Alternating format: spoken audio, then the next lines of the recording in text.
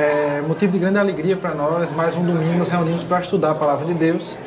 Hoje nós vamos dar continuidade nessa grande lição que nós estamos trabalhando em 4 momentos sobre os ensinamentos de Jesus, autoridade e graça. Hoje nós vamos continuar a lição que foi iniciada pelo pastor Fábio no domingo passado, onde nós vimos a questão das parábolas, né, como esse outro instrumento que Jesus usava nos seus ensinos.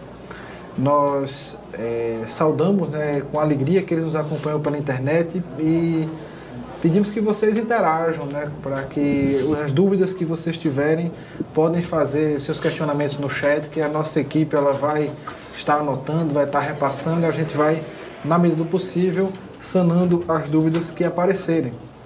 Então, meus irmãos, hoje nós vamos nos dedicar a estudar a forma de Jesus ensinar por parábolas. Nós não vamos trabalhar com um único texto, mas o texto de Marcos, capítulo 4, 33 e 34, nos diz o seguinte: E com muitas parábolas semelhantes lhes expunha a palavra, conforme o permitia a capacidade dos ouvintes, e sem parábola nada lhes falava. Tudo, porém, explicava em particular aos seus próprios discípulos. Vamos orar? Querido Pai, nessa manhã te pedimos que o Senhor continue falando ao nosso coração, que o Senhor venha nos direcionando, Pai, a aprender a Tua palavra, Senhor, a compreender as Tuas parábolas, Senhor, as parábolas do Teu Filho, que tanto trazem lições, Senhor, concernentes ao reino, concernentes à graça, concernentes à nossa vida. Nos leva a ter um coração ensinável, Deus, que possa aprender de Ti, Senhor, e viver para o Teu inteiro agrado. É assim que nós oramos em nome de Jesus. Amém.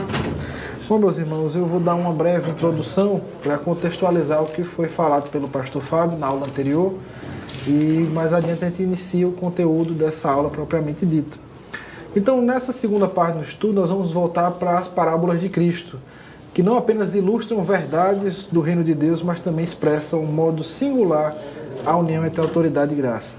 No Sermão do Monte, nós vimos Jesus falando como legislador, né? Ele reinterpretando a lei, ele trazendo o sentido correto da lei que tinha sido desviado pelos intérpretes ali, os mestres da lei, os fariseus, os saduceus, colocando a tradição humana sobre o desígnio de Deus. E agora Jesus ele vai falar-nos como um pastor através das parábolas, né, que são mecanismos, né, formas de ensino, onde ele traz exemplos, alegorias de situações do dia a dia para trazer consigo verdades espirituais muito importantes. Quando nós falamos em parábola, esse é um recurso que é muito evidente nos evangelhos. Se nós formos pensar no quantitativo de parábolas que Jesus falou, vai variar um pouquinho de acordo com o estudioso que nós vamos avaliar, porque alguns consideram certas passagens como parábolas, outros não vão considerar. Mas alguns teólogos reformados de referência, eles indicam que em torno de 37 a 40 parábolas nos 4 evangelhos, principalmente Mateus, Marcos e Lucas. João ele não tem nenhuma parábola assim propriamente dita, né? Se nós formos avaliar, ali tem textos que têm um sentido parabólico, tem símiles que são comparações, mas parábolas mesmo nós vamos ter principalmente nesses 3 evangelhos. Lucas ele é caracterizado por algumas parábolas particulares que a gente não vê nos outros evangelhos. Por exemplo, as 3 parábolas de Lucas 15, né? O filho pródigo, a ovelha perdida e a dracma perdida, nós não temos elas em nenhum outro evangelho, apenas em Lucas. Mas, quando nós pensamos o que é parábola, o pastor Fábio havia trazido 2 definições, a definição epistemológica, né, da parábola do termo grego, mas eu gostaria de focar apenas na definição hermenêutica sobre o que é parábola. Então, parábola é uma narrativa alegórica constituída de personagens, coisas, incidentes e atitudes que, através de comparações, facilita a compreensão de realidades que se acham além do nosso entendimento. Aqui eu queria fazer uma pequena colocação no termo narrativa alegórica. Aqui nós não estamos falando de alegorização. Algumas pessoas elas usam essa ferramenta hermenêutica de alegorizar algumas passagens bíblicas. Aqui não. No sentido de narrativa alegórica é de usar situações, a usar exemplos de coisas que não são literais. Por exemplo, nós vemos Jesus dizendo que ele é a porta, que ele é o pão da vida. Então, nesse sentido, nós temos são alegorias. Jesus não é uma porta, Jesus não é um pão, mas ele usa essas alegorias para trazer o seu ensino. Quando nós falamos em alegorização, é o que muitas pessoas pegam passagens e elas querem atribuir significados espirituais a vários elementos que estão presentes ali, que não é o propósito de uma parábola. A gente vai comentar isso mais na frente. Mas esse instrumento, né, que Jesus usava para trazer o seu ensino, as parábolas, elas são um instrumento fantástico. Isso destaca a capacidade de ensino de Jesus. Ele, como mestre dos mestres, ele utilizava parábolas para trazer situações do dia a dia. Por exemplo, nós vamos ver na nossa aula de hoje parábolas como a parábola do grão de mostarda, parábola como a parábola do fermento, que são situações do cotidiano onde aquelas pessoas estavam familiarizadas para trazer consigo o sentido das realidades espirituais, especialmente com relação ao reino. Quando nós pensamos na grande pergunta, por que Jesus falava por parábolas? Por que ele não trazia o ensino direto ali, né, o que ele queria trazer? Ele usava esse instrumento para trazer o seu ensino. E a primeira resposta, nós temos duas, é para esclarecer os mistérios do reino de Deus aos pequeninos. Como toda palavra de Deus, as parábolas soam como espada de dois gumes. Aos humildes, elas desvendam os segredos da vontade divina e mostram o caráter do reino. Um reino que se revela aos simples de coração e não aos sábios desse mundo. Jesus usou essa ferramenta primeiro para deixar claro para aquelas pessoas simples, humildes, aqueles que ele chama de seus pequeninos, esses mistérios relacionados ao seu reino. Só que, por outro lado, nós vamos ver que esse mesmo mecanismo de ensino, as parábolas, Jesus usa para ocultar aos sábios instruídos. Jesus ele vai mostrar o seguinte, meus irmãos, que tudo que é levado ao homem não é aprovado diante de Deus, né? Então, aquele simples e humilde, ele exulta no seu íntimo e ele exclama em Lucas 10, 21, ele diz assim: naquela hora exultou Jesus no Espírito Santo e exclamou: graças te dou, ó Pai, Senhor do céu e da terra, porque ocultaste essas coisas aos sábios instruídos e as revelaste aos pequeninos. Sim, ó Pai, porque assim foi o teu agrado. Deus ele quis revelar-se aos seus pequeninos. Se nós formos olhar em 1 Coríntios, Deus ele escolhe as pessoas humildes e desprezadas, aquelas que não são, para reduzir a nada aquelas que são. Porque para que ninguém se vanglorie na presença de Deus. Aqueles mestres da lei, aqueles que detinham o conhecimento, a interpretação da lei, eles não puderam perceber quem estava diante deles. Eles não puderam receber o ensino daquele que estava diante deles, que era o próprio Deus encarnado, que era o Deus homem que estava ali diante deles. Mas aqueles galileus incultos, aquelas pessoas simples que estavam ali seguindo Jesus, através das parábolas foi-lhes aberto e foi revelado, esclarecido os mistérios relacionados ao reino dos céus, relacionados à graça de Deus. Então nisso nós podemos nos alegrar e exultar no Senhor, assim como nosso Senhor Jesus Cristo. E por outro lado, né, essa faca de dois gumes, esse instrumento das parábolas, ele esclarece os mistérios do reino aos pequeninos, mas ele também oculta aos sábios instruídos. Em contraste com os humildes de coração, havia aqueles que, confiando na sua própria sabedoria, recusavam-se a abandonar as tradições humanas para acolher a revelação divina. Então isso está diretamente relacionado aos intérpretes da lei, aos fariseus e saduceus que detinham esse conhecimento. E isso já tinha sido predito pelo profeta Isaías, e Jesus ele menciona isso, né? Por isso ele fala por parábolas, porque vendo não veem, e ouvindo não ouvem, nem entendem.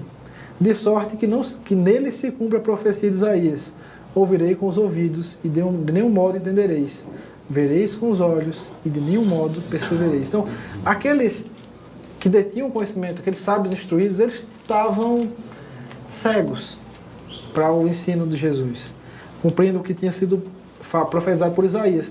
Mas quando nós pensamos em ocultar esse ensino para aqueles mestres, não há injustiça na parte de Deus. Porque ele soberanamente ele revela-se a quem ele quer. Ele quis se revelar aos pequeninos, àqueles humildes, às pessoas que tiveram os olhos abertos por essas parábolas, mas a mesma luz que abre os olhos destes, ela cegou o entendimento daqueles sábios instruídos, mestres da lei. Meus irmãos, Deus revela-se soberanamente a quem Ele quer, mas a cegueira espiritual daqueles homens era de responsabilidade deles. Em João capítulo 3, o próprio Senhor Jesus ele vai dizer que a luz veio aos homens, mas eles amaram as trevas. Então, existe sempre nós vamos ter esses dois lados caminhando juntos. A soberania de Deus e a responsabilidade humana. O homem ele é responsável. Os homens amaram mais as trevas do que a luz. E a luz, quando veio para eles, não os iluminou nesse sentido. Eu digo assim, eu acredito que também eles, mesmo conhecendo a lei, mas quando eles ouviram Jesus explicando e falando, o coração deles se endureciam. Isso. E assim eles acabavam negando, né, a própria palavra deferida pelo próprio Senhor. Que era o Deus da palavra. Que era dentro deles. Ele é o verbo encarnado de Deus. Né? É muito interessante porque assim, quando nós pegamos a doutrina da revelação, você vai ver lá em Hebreus, nitidamente assim, que Deus falou de muitas maneiras aos pais, pelos profetas. Mas nesses últimos dias nos falou pelo seu Filho. Então, quando a realidade de todas as coisas estava diante deles ali, todos os profetas profetizaram até João. Então, quando aquele que tinha seu tríplice ofício, né, rei, sacerdote, profeta, o Deus encarnado estava diante deles, eles não viram. Nisso se cumpriu exatamente o que Isaías tinha falado. Eles vão ouvir e não vão entender. Eles vão ver e não vão visualizar aquilo ali. Então, o pastor Fábio tinha tratado até esse ponto, com mais detalhes, eu passei rápido, mas agora a gente vai para o conteúdo da aula de hoje, propriamente dita. E como interpretar as parábolas? Como é que a gente vai trabalhar, assim, por assim dizer, nesse gênero literário da Bíblia, né, que é muito presente nos evangelhos? Primeira coisa é buscar a verdade que é central na parábola. Jesus não contou parábolas para confundir os simples, mas para revelar verdades espirituais por meio de imagens concretas.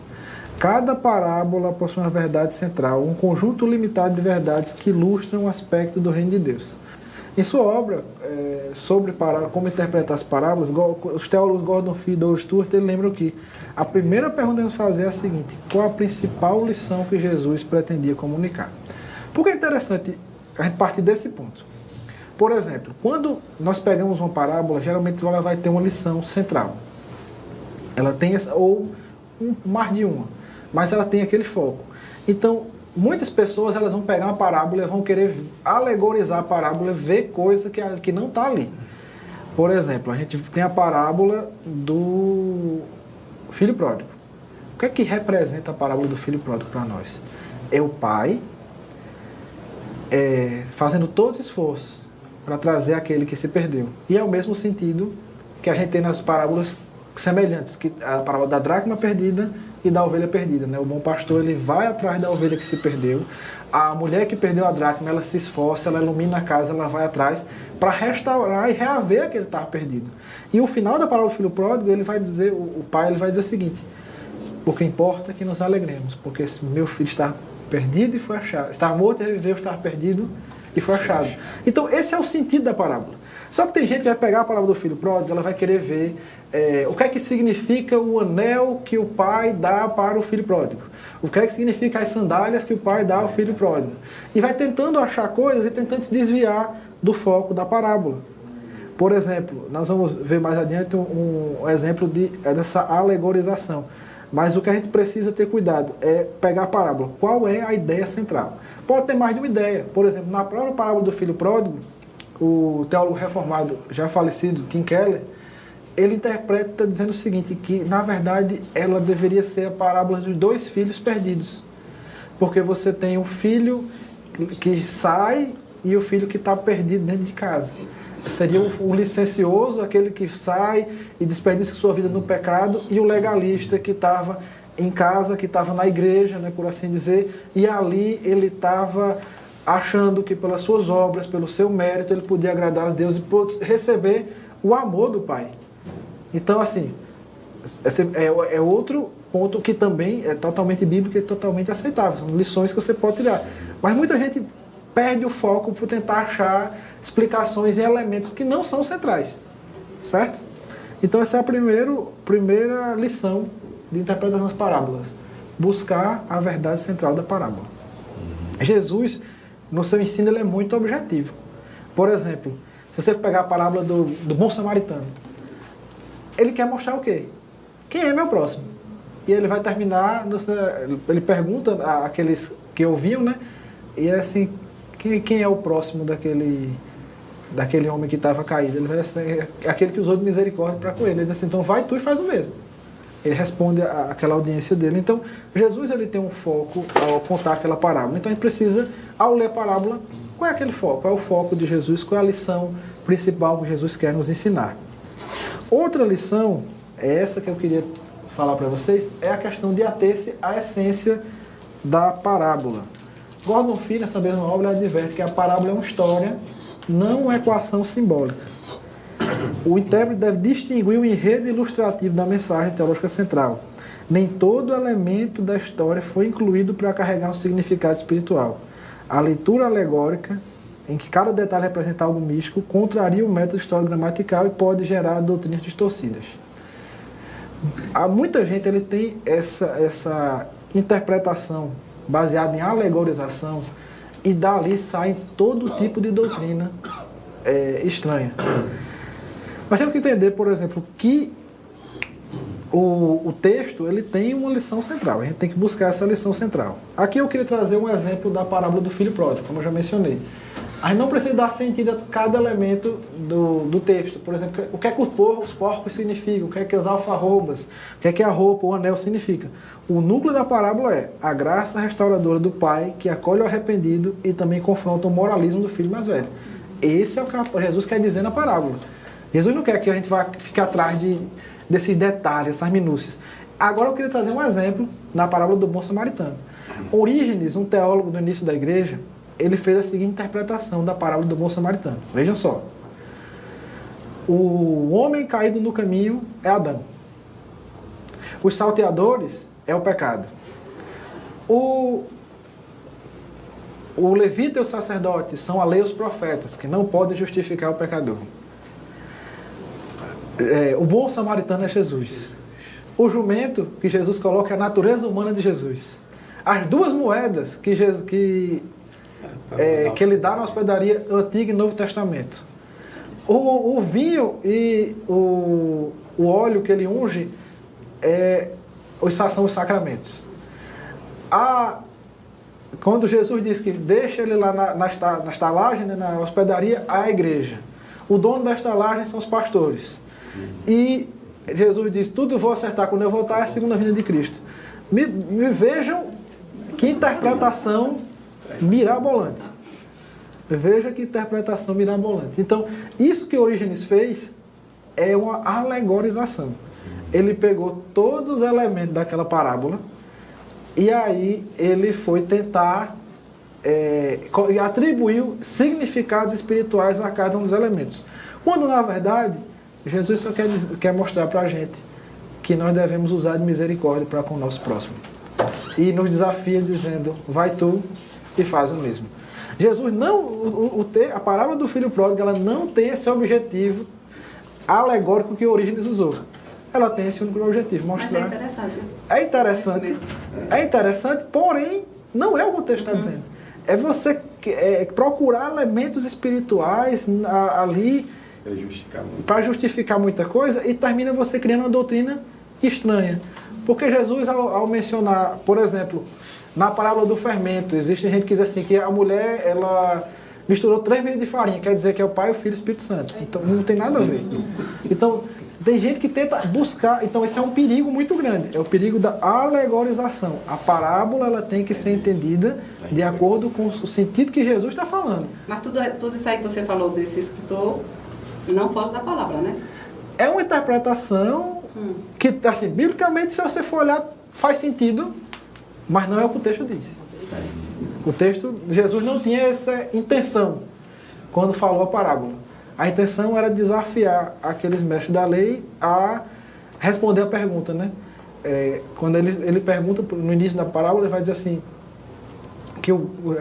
a respeito do grande e primeiro mandamento, né? Eles vão dizer, amarás ao Senhor teu Deus e ao teu próximo como a ti mesmo. Ele pergunta quem é o meu próximo e ele vai trazer essa história todinha para no final dizer assim, que nós precisamos usar de misericórdia com o nosso próximo e desafia eles aí e fazer o mesmo que o bom samaritano.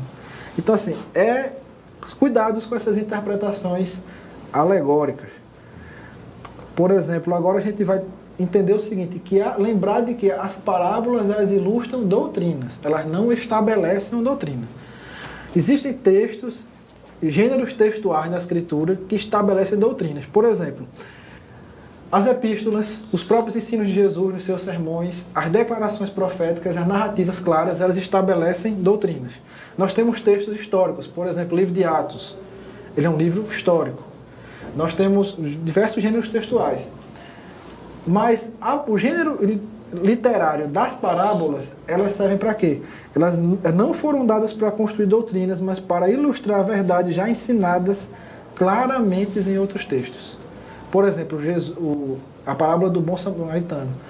A questão de amar o próximo como a si mesmo já é uma doutrina estabelecida em outros textos. Jesus usou aquela ilustração para trazer sentido e para instruir aquelas pessoas que estavam ali. Mas ela por si só, ela não é a doutrina. Certo? Ela é usada para quê? Para ilustrar a doutrina. Por exemplo, Jesus vai trazer aquela parábola do credor incompassivo. Ela vai ilustrar a doutrina a respeito do perdão. O perdão grandioso nós recebemos de Cristo e que nós também devemos perdoar. Mas ela não estabelece a doutrina do perdão. Porque, por exemplo, ali você vai ter... Muita gente vai trazer aquela parábola do credor incompassivo e vai também alegorizar e faz um bocado de interpretações estranhas. E aqui eu trouxe um exemplo que ilustra bem essa questão. Na parábola do rico e Lázaro, o objetivo não é estabelecer uma doutrina sistemática sobre o estado intermediário da alma, mas alertar para a urgência do arrependimento e da fé enquanto há tempo. Por exemplo, ali você tem um ensino relacionado ao que acontece depois da morte. Mas ali Jesus ele usa aquela parábola do rico e do Lázaro para mostrar a necessidade de arrependimento. Não você balizar aquela parábola como a única doutrina a respeito do que acontece quando alguém morre. Certo? Então essas 3 lições são fundamentais para a gente. A primeira delas é se deter ao sentido da parábola. A segunda é não focar tanto em detalhes periféricos e atribuir sentidos espirituais aos detalhes. E a terceira é lembrar de que as parábolas, elas ilustram, elas ajudam a compreensão da doutrina, elas não estabelecem uma doutrina.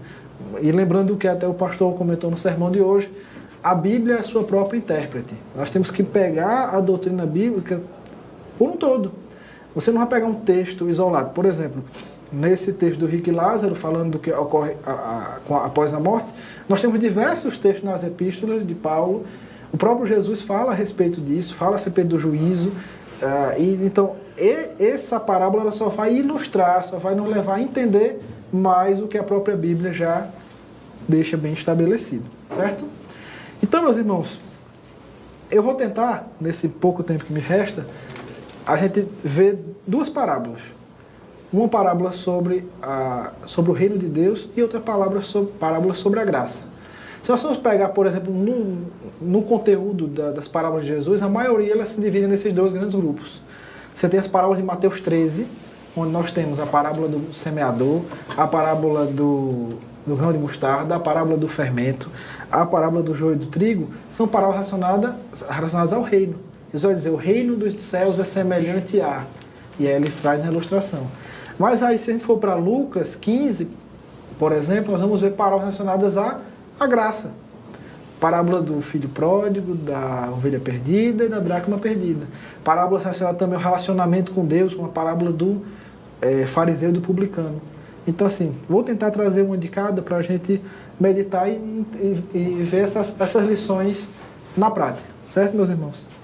Então, como eu já mencionei, as parábolas de Mateus 13, elas explicam como o reino de Deus opera entre a primeira e a segunda vinda de Cristo. Lembrando que nós vivemos num momento, quando falamos do reino de Deus, é um momento que nós vivemos um já e ainda não. o reino já foi inaugurado, Jesus já reina, mas não em sua plenitude, não perfeitamente manifesto, né? Nós aguardamos o seu retorno, como nós vimos no sermão de hoje, onde ele vai arrebatar a sua igreja, né, tanto vivos e mortos, e também julgar os ímpios, né? E aí, nessas 4 parábolas que eu mencionei, eu vou querer me deter na parábola do grão de mostarda, que diz o seguinte, a palavra do Senhor. Outra parábola lhe propôs dizendo: o reino dos céus é semelhante a um grão de mostarda, que o homem tomou e plantou em seu campo, a qual, na verdade, é a menor de todas as sementes, e crescida é maior do que as hortaliças, e se faz árvore, de modo que as aves do céu vêm aninhar-se nos seus ramos. Então aqui tem uma parábola, onde o próprio Jesus ele vai trazer essa estrutura que eu mencionei, o reino do céu é semelhante. Então nessas parábolas, essas 4 parábolas de Mateus 13, Jesus está dedicado a explicar como é que o reino funciona nesse intervalo, né, entre a sua primeira vinda e a sua segunda vinda. E qual é a verdade central do texto? Que o reino de Deus ele tem um começo diminuto, um começo humilde, mas o seu fim será grandioso.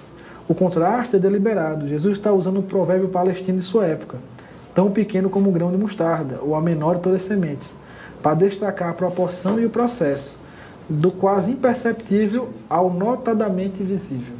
Então, se vocês tiverem curiosidade, coloquem no Google um grão de mostarda. E tem imagens, logo no começo você vai ver que é a mão de uma pessoa e ele na mão de uma pessoa. É muito pequeno. Jesus, quando traz esse exemplo, ele se usa de um provérbio da época que era voltado para trazer essa ilustração de coisas pequenas, para falar do seu reino. Que o seu reino ele teria um começo humilde. Imagine só, um mestre da Galileia, de uma região humilde e desprezada, com poucos seguidores, pessoas também humildes e simples, pessoas desprezadas como um publicano, pessoas condenadas pela sociedade como Maria Madalena, que o seguiam, que não tinham expressão, que não tinham, vamos assim dizer, poder, mas esse grão de mostarda ele cresce. E hoje nós vemos a Igreja de Cristo espalhada por toda a terra. Hoje nós vemos o Evangelho sendo anunciado por todas as partes do mundo. E o será até a sua segunda vinda. Então, é como se Jesus dissesse, olha, aquela pequena semente de mostarda, ela cresceu. A mostarda ela é um grande arbusto, né, que é semelhante a uma árvore. E aí, veja só, Jesus está destacando o processo de crescimento e avanço do seu reino. Quando nós pensamos nesse início humilde, quase insignificante, nós não lembramos da nossa conversão, do nosso chamado em Cristo, onde Paulo vai dizer o seguinte: pelo contrário, Deus escolheu as coisas loucas do mundo para envergonhar os sábios, escolheu as coisas fracas do mundo para envergonhar as fortes, Deus escolheu as coisas humildes do mundo, as desprezadas e aquelas que não são, para reduzir a nada as que são, a fim de que ninguém se vanglorie na presença de Deus. Começa aquela humilde grão de mostarda e o reino de Deus se expande através de pessoas humildes, pessoas simples, às quais é revelado os mistérios do reino. Então, quando nós pensamos agora em outro elemento, né, que o grão de mostarda ele cresce e ele se faz árvore, é uma expansão real e inegável. Ou seja, a mostarda, normalmente um arbusto grande, ela é descrita como uma árvore, para enfatizar a visibilidade e a abrangência. Quando ele fala de que se torna uma árvore, Jesus não está preocupado em termos de botânica, em explicar a diferença de um arbusto, de uma árvore. É isso que às vezes as pessoas implicam com a Escritura, porque a Bíblia não é um livro em termos científicos modernos. Mas para Jesus usar essa figura de linguagem, né, mostrar que a mostarda cresceu muito, ele quer enfatizar o que? A visibilidade e a abrangência do reino. O ponto não é a botânica, mas é sim o avanço do reino que não pode ser contido. Meus irmãos, quanto mais a igreja, quanto mais o avanço do reino de Deus, ele sofre perseguição, mais a igreja avança. A igreja era muito perseguida logo no seu início pelo Império Romano, e Tertuliano ele vai dizer que o sangue dos mártires era a semente da igreja. Ou seja, quanto mais a igreja era perseguida. Quanto mais crentes morriam, mais a igreja crescia, mais a igreja era perseverante, mais a igreja prevalecia. E se nós pensamos hoje, não é diferente, meus irmãos. O Irã, uma república islâmica, onde há muita perseguição contra aqueles que se convertem a Cristo, tem experimentado um avivamento silencioso, onde muitas pessoas têm crido em Cristo. Pessoas que estão crendo em Cristo no Irã e indo embora para outros países, onde tem mais liberdade para terem sua fé. No Irã, se nós formos ouvir os relatos, acontece casos de pessoas que sonham com Jesus e se convertem e vão procurar um crente para explicar para elas isso. Então, esse crescimento, meus irmãos, do reino, ele é inegável até os dias de hoje. Outro ponto do texto é que o grão de mostarda, ele cresce, se torna árvore, e as aves dos céus, elas se acolhem nos seus ramos, suas folhas, né, sua folhagem. Aqui a gente tem que entender o seguinte: nem todo elemento que aparece nas parábolas tem o mesmo significado. Na parábola do semeador, as aves do céu têm um significado negativo, como aqueles que roubam a semente que foi semeada à beira do caminho. As aves do céu vão lá e comem a semente. Aqui não, é um sentido positivo, relacionado ao acolhimento e alcance. Quando nós pensamos nessa parábola, o grão de mostarda, ela cresce e ela consegue acolher as aves. As aves podem se aninhar, elas podem encontrar abrigo, elas podem encontrar refúgio nesse grão de mostarda que cresceu e se tornou uma grande árvore. Se nós formos perceber em 2 momentos no Antigo Testamento, em Ezequiel 17, Deus fala a respeito de um renovo na nação de Israel, e ele fala de plantar, que ele ia tirar o ramo de um cedro e plantar de novo, e ali ele ia crescer, e as aves do céu iam encontrar refúgio nele. E também em Daniel 4:12, mas aqui se referindo a Nabucodonosor como uma grande árvore, e as aves do céu indo se refugiar nessa árvore. Nesse contexto de acolhimento, é indiscutível, meus irmãos, nós pensarmos que esse grão de mostarda que cresce, o reino de Deus que cresce e acolhe judeus e gentios, pessoas de todas as nações, ela vem buscar refúgio na igreja, no reino de Deus. Eu me lembro da passagem de Ruth, a Moabita, que ela vem buscar refúgio no Deus de Israel. Ela encontra acolhimento no Deus de Israel. Ela sai de Moabe, onde ela podia ter ficado ali na sua terra, e ela vai com Noemi sem nenhuma perspectiva econômica, nenhuma perspectiva favorável para ela, e Deus a acolhe e muda a sua realidade, sua história. Então, esse acolhimento de Deus, ele inclui todos os povos, judeus e gentios. E aqui nessa parábola nós vemos os 2 elementos que nós estamos dedicados no nosso estudo: a graça e a autoridade. A graça no sentido de que o reino se torna lá para aqueles que antes estavam fora e faz a obra prosperar apesar das resistências. Nós, irmãos, estamos... O texto vai dizer que nós estamos perdidos como ovelhas sem pastor. Mas agora em Cristo, agora no seu reino, agora fazendo parte da igreja de Deus, nós encontramos acolhimento, nós encontramos um lar. Nós vemos também autoridade aqui na missão, porque é Cristo quem dá esse crescimento à igreja.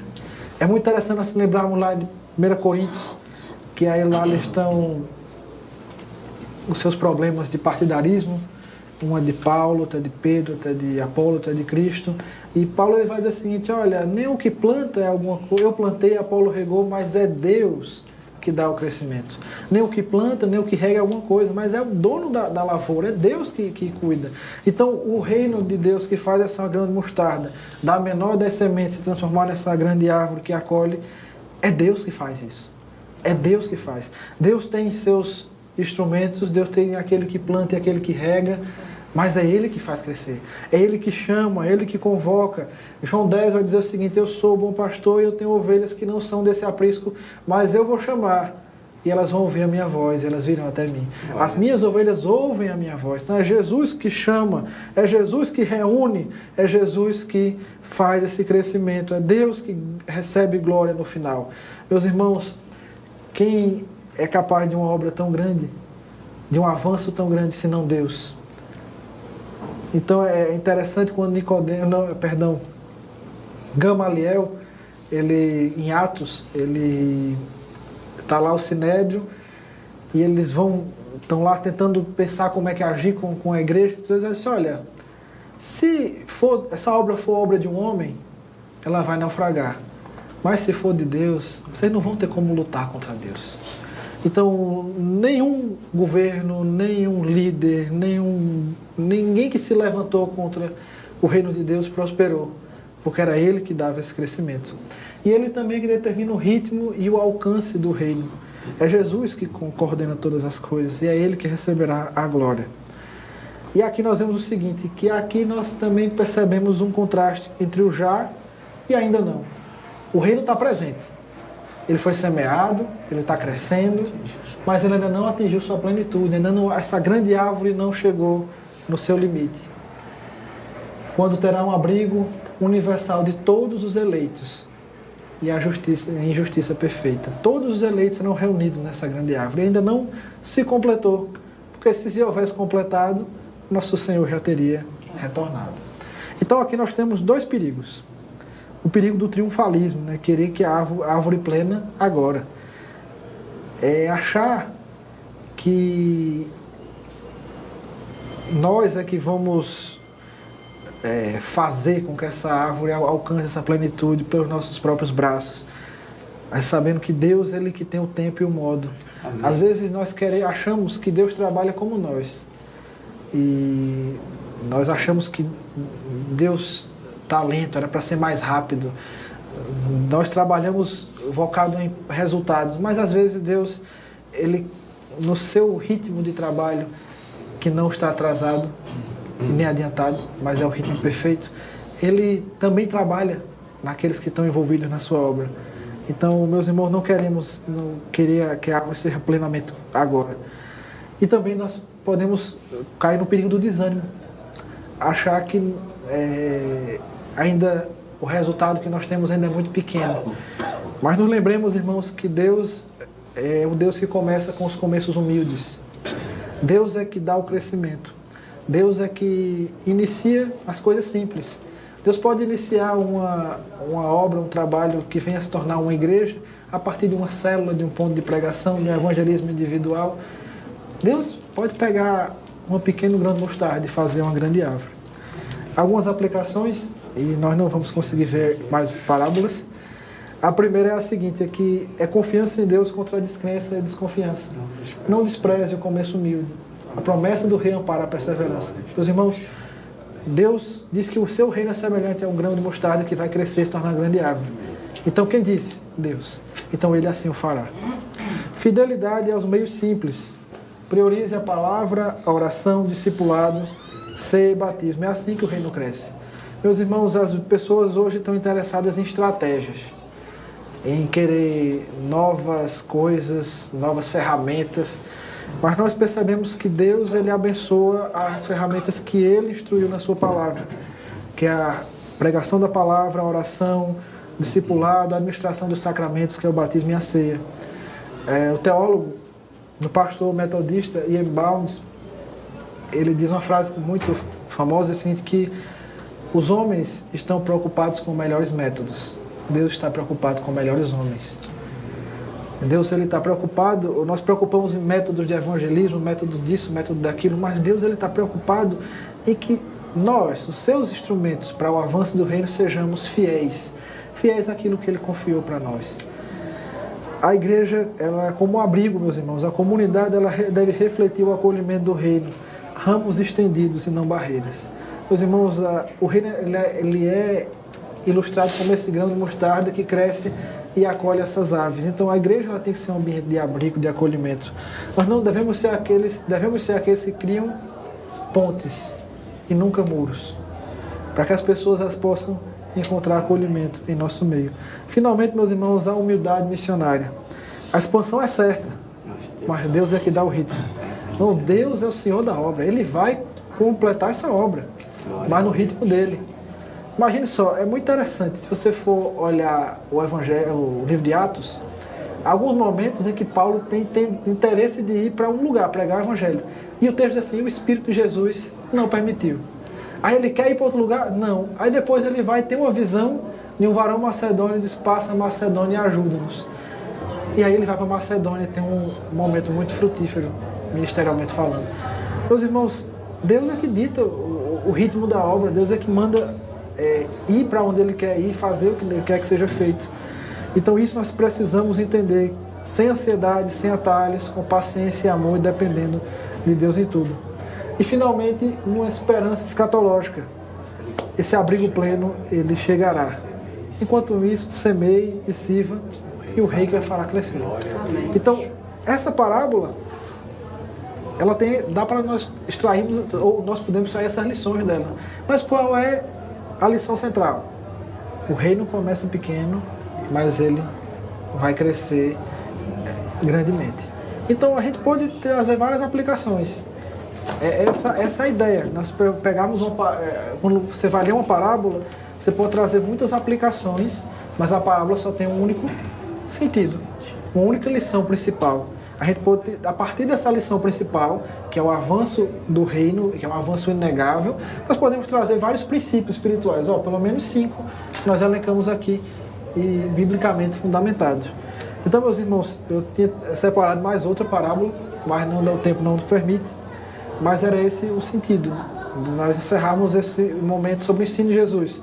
Jesus, ele ensinava autoritativamente através dos seus sermões, reinterpretando a lei, trazendo ao sentido original do que estava no coração de Deus ao dar a lei ao homem, mas também Jesus era esse pastor, esse bom pastor que usava essa ferramenta das parábolas para se tornar entendível aqueles humildes e aqueles a quem o Pai revelou os mistérios do reino dos céus. E aí nós aprendemos um pouquinho, alguns princípios de interpretação de parábolas, que as parábolas elas têm esse sentido, né, de reforçar uma doutrina, e que nós não devemos, a partir delas, balizar uma doutrina, um ensinamento, mas ela reforçar esse sentido. Então, meus irmãos, era isso. Vamos agradecer a Deus por esse momento. Pai, te agradecemos por mais esse momento que nós podemos estudar a Tua Palavra. Deus, é maravilhoso saber que nós fazemos parte desse reino, que começou tão simples, tão humilde como esse grão de mostarda, mas que se tornará uma grande árvore, Senhor, que tem acolhido tantos, nos acolheu e irá acolher a muitos outros, Pai. Pai, nos usa como Teus instrumentos, pessoas que buscam entender a Tua Palavra, que buscam viver a Tua Palavra e ser instrumentos para que esse reino cresça, para que esse reino avance, para que esse reino alcance aqueles que estão desabrigados, eles possam encontrar abrigos, eles possam encontrar um refúgio na igreja de Deus, que é a coluna e baluarte da verdade. Nos leva, Senhor, a cada dia a aprender mais da Tua Palavra. É assim que nós oramos em nome de Jesus. Amém. Amém.